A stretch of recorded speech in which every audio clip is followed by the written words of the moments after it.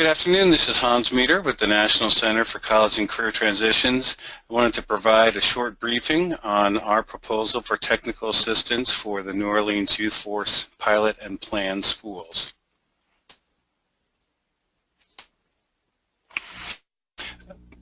We'll do a short introduction to NC3T, show you a little bit about our pathway system framework that we use in our technical assistance and coaching work around pathway systems, and then talk more specifically about the way we would conduct technical assistance and coaching with the Youthforce partner schools. So a little bit about NC3T.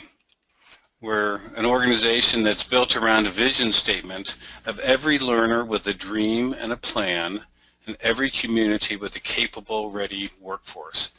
And what we mean by this is that it's very important that individuals have a sense of hope and aspiration for what they can do with their lives, but then they also need practical tools and approaches to moving forward. So it's not good enough just to have a dream, but you need to have the dream and the tools and the knowledge and the skills to move forward.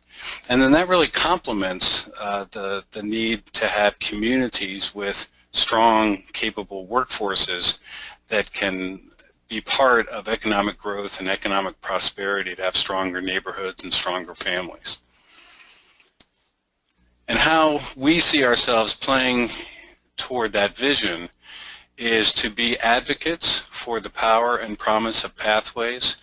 So we do writing, publications, speaking, workshops to try to help people see that there's a better way to do education than most high schools do it.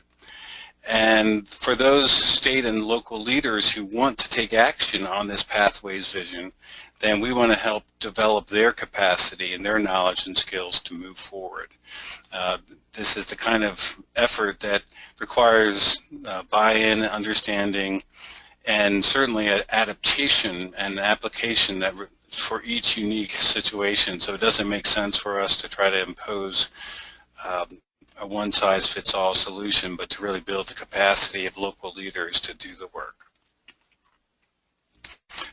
For this particular project, I will be one of the coaches working closely with Cheryl Probst, who is based in Louisiana. I'm based in Maryland, and our team, we're a multi-state virtual company, so we have people in several places working, and we work in a number of states as well. But let me just ask Cheryl to take a moment and introduce herself and a little bit about her background, and then I'll introduce myself. All right, hello, I'm Cheryl Probst. I am a retired educator. I retired after 30 years of service with the Louisiana Technical and Community College system, and my focus was career and technical education for all those years. I did teach at the high school level for about 5 years, and then I moved to the post-secondary. And when I retired, I had spent about the last almost 15 years as a grant coordinator, and I worked with secondary to post-secondary transitions, helping high school students figure out their plan after high school, and to help them with their career pathways, programs of study, to try to help them get on the right path to a successful future and whatever was best fitting for them. So I did a lot of work with principals and high school counselors in helping direct activities that would help students find their way through a pathway. I also worked with the state level planning committees in developing the career pathways and programs of studies, and also worked with the Perkins on the state level as well as on our college level. I was the coordinator for all the Perkins projects. My passion is career and technical education. I just feel like that every student, no matter their abilities, high or low, career and technical education can help them find their way through high school as well as through post-secondary education onto their career future. So after I was retired for about 2 years, Hans reconnected with me. We had worked together in various things when he came to Louisiana to help us in the past years. And so he asked if I would be interested in doing this type of work with him in Louisiana. And so I was glad to get back after I'd had a couple of years off to use my abilities and interests and experience in helping schools. So, so I've enjoyed already working a few months with him in that, but this is a new project to me, so I'm kind of new at it, but I'm also very interested in helping schools and working with them with their projects. And I am located in central Louisiana.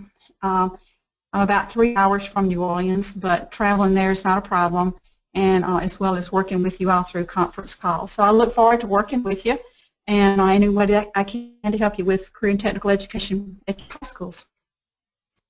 Great. Thanks, Cheryl. And again, my name is Hans Meeder, and I've been working in education policy and research and coaching for a total of just about 30 years now. Some of that was in Washington, D.C. as a staff member in the House of Representatives on the Education Committee, and then also worked at the U.S. Department of Education a couple different times. My last stint there at the U.S. Department of Ed was as a Deputy Assistant Secretary in the Office of Vocational and Adult Education. They've since changed the name to Career Technical and Adult Education.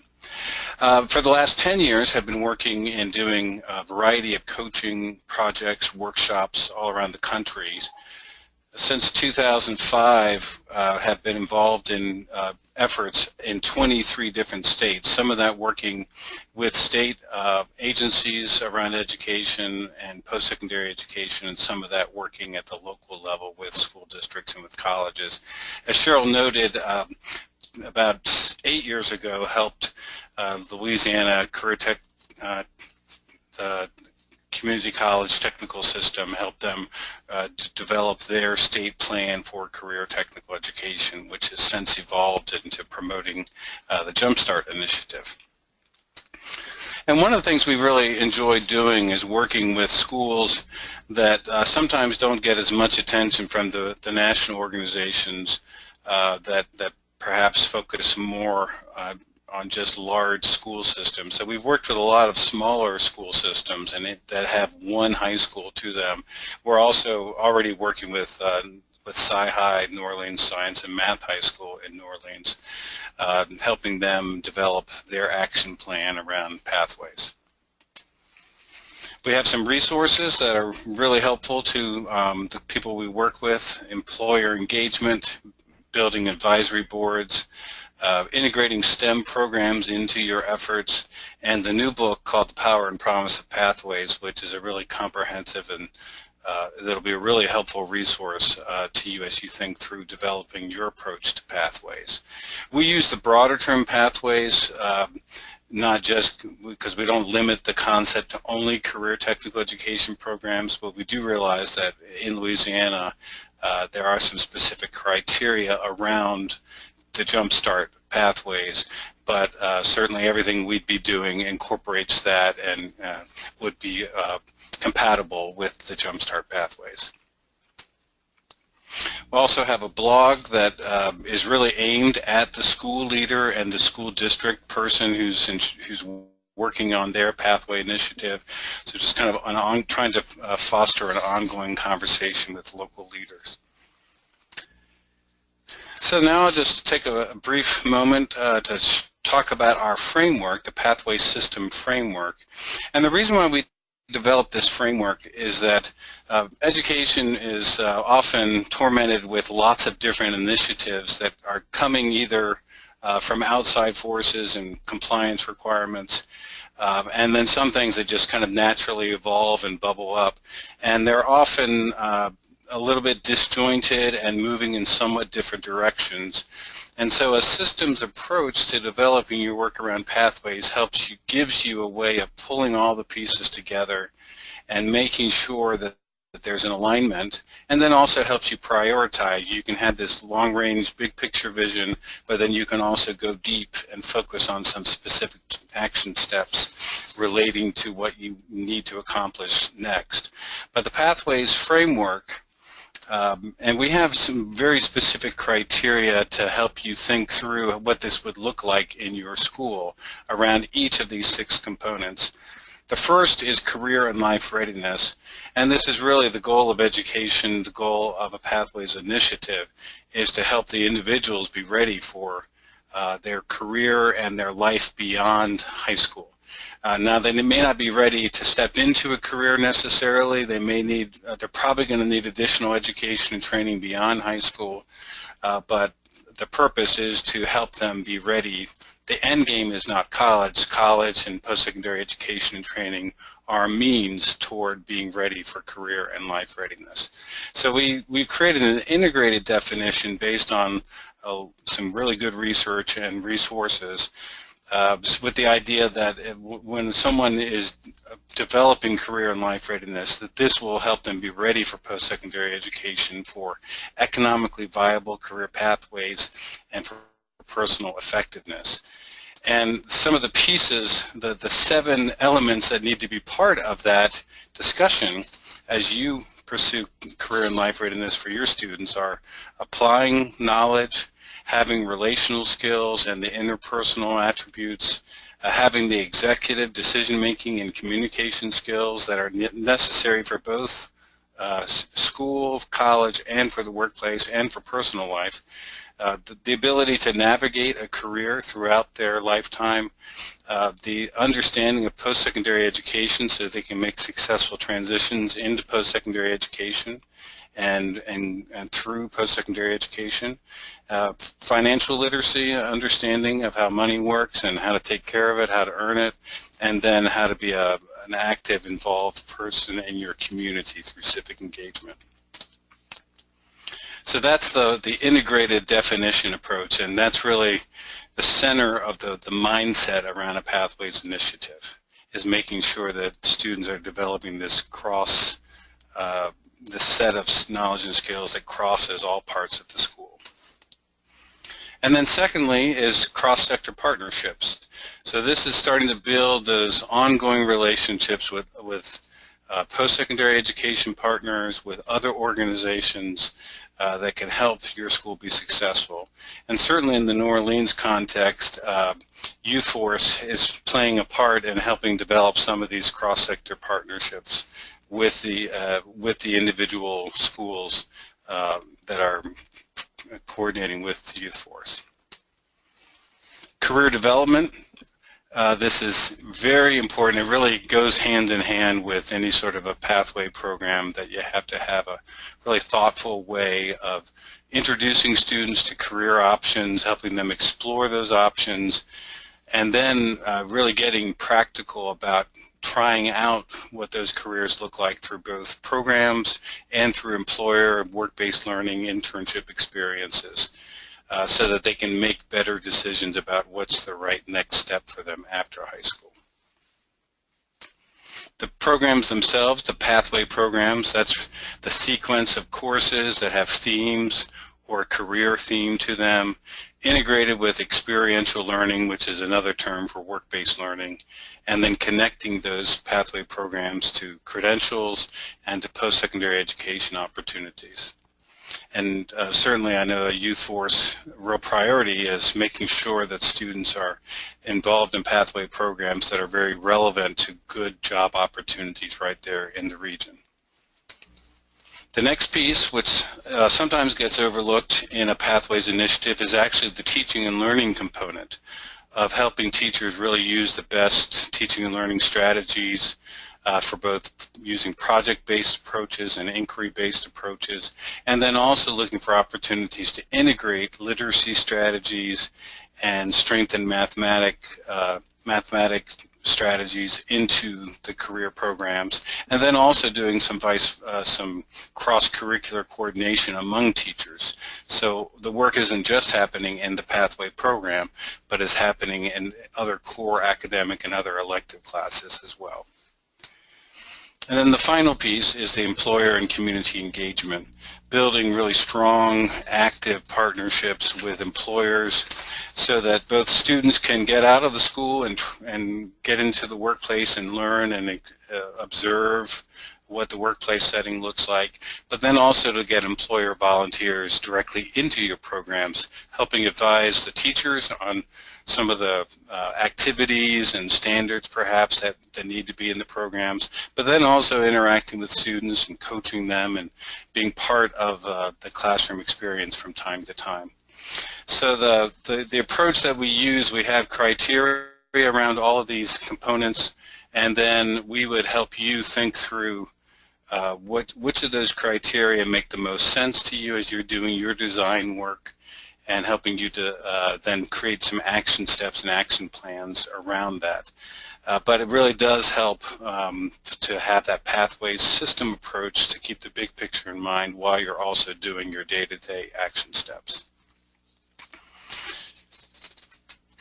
So here's the approach that we would use with you in the technical assistance and coaching services for this next year as you're in the pilot and plan phase. We would suggest that we can help you by giving you a structured process, but then making sure that really leads to a customized implementation. So we'll go through some asset analysis, some goal setting, and action planning. So the first step would be doing an asset inventory through us interviewing you and doing a site visit to really get to know your school, and identifying which of these pieces in this framework you already have in place or you're planning on, so that we can kind of get a sense of where you already are and take credit for the good work that you're already doing. The second step would then be to address some broad goals for each of those 6 components, and then start to create some action steps that would then help you move toward those goals that you've set for your 6 components. And then after we've identified those action steps, these would all happen really in the first couple of days of working together. Then you start to lay out a more specific action plan for about an 18-month time frame, and then align those action steps with your broader goals and Youthforce requirements. We know that in terms of specific outcomes, you're really working toward credentials and internships. So those will be very specific outcomes, but then this broad set of structures and activities will help you achieve those outcomes. And then we'll provide ongoing support and advice both on-site and virtual during your planning, and then as you begin to move into the implementation phase. So the specific schedule, once you've selected a technical assistance provider, then we would schedule over the course of the next year 4 days for on-site coaching and planning to take care of this goal setting and visioning and asset inventory work. It doesn't have to be necessarily 1 meeting per quarter. We can kind of customize it, but you would have our time on site for 4 days during the upcoming year.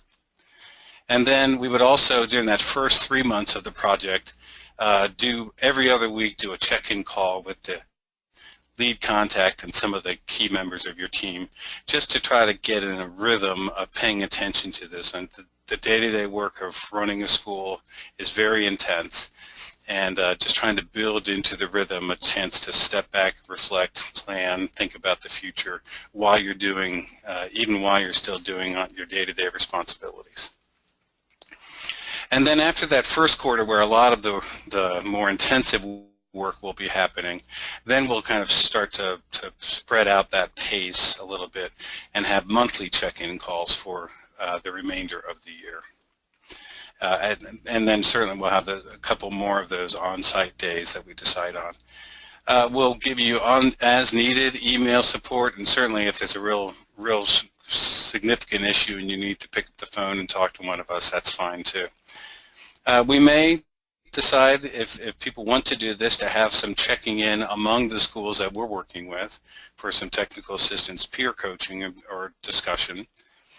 And then we also will set aside some time to be available to help you just through searching out some resources, reviewing some of your documents, editing things that relate to the Pathways work. So you would have a couple of hours a month of our time just to kind of help you with some as-needed type of task and planning. Some of the resources we have are developed planning tools and resources. These, I know you can't really see these up close, but these are the kind of things that we are built into our website and would be available to you to access at any time.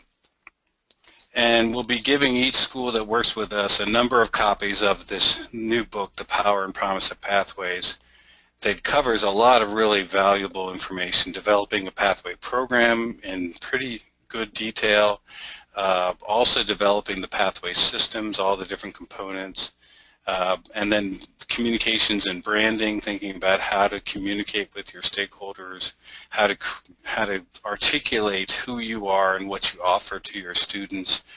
As leaders, how do you lead the change process with your teachers and with your students and with your other stakeholders? And then some of the background research on the efficacy of pathways, as well as the urgency for pathway approaches. We'll also have a discussion guides for you to use if you want to use those with your staff and with other program partners, where you can take a chapter and just have a specific discussion around pieces of the book, since as a good way to kind of keep people thinking about it and getting exposed to some new information. As I said, we have with some of our projects, we have a statewide Pathways Innovation Network in Pennsylvania and in Indiana, and so we've populated that with web-based access to pathway resources, and then we would also create a similar space for the NOLA Youthforce partners. And on that site, you'd be able then to access information about each of the components, as well as research and case studies. So we'll populate it not only with our materials, but with other helpful materials and reports and things like that relating to the topics. The things that would be the commitments that you would make, and I suppose you would make these with us or with any technical assistance provider, but it is helpful to think about, is that you need to have your pathway system leadership team meeting regularly when we're not involved, so that you're doing follow-up, you're thinking about the issues, and that will really help you have more momentum and more effectiveness when we meet together. There would need to be a point of contact that would communicate with us so that we could make sure that our information is getting to everyone and that your needs are getting communicated to us. Your team would need to be prepared as possible for different planning sessions and for check-in calls, so that we've reviewed whatever materials we decide we need to review ahead of time, just to make good use of those calls.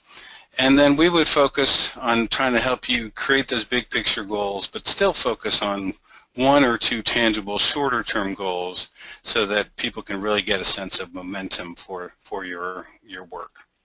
And then finally, external partners are really valuable in helping shape programs and helping build support for your work. So I'm sure you have external partners already, but you might want to be engaging some new ones. So that would be a good thing to think about, doing that pretty early in the process. So just to summarize what you'll accomplish as you work with us, we will help your leadership team clarify its goals, your action steps, and move toward achieving those outcomes that you've set. We would help you design a 3 to 5 year plan. Again, very broad goals for that, because most plans need to be fairly short-term to really be workable. But so that the real focus would be on this 1.5 year specific action plan. And then it would be developed through a systematic approach with structured but flexible planning tools. And as we map out the process, we would certainly be flexible around what your needs are, even though we do have some structured processes. And then you'll receive ongoing support from expert coaches. So we're really anxious to work with schools in New Orleans in addition to Sci-High. Feel free to ask Claire Jekyllin how things are going. We've really enjoyed working with them already and would be really honored to work with additional schools. We can set up a follow-up call through Carlin Jacobs at Educate Now Youthforce, and would look forward to pursuing next steps. So with that, I'll kind of end the official presentation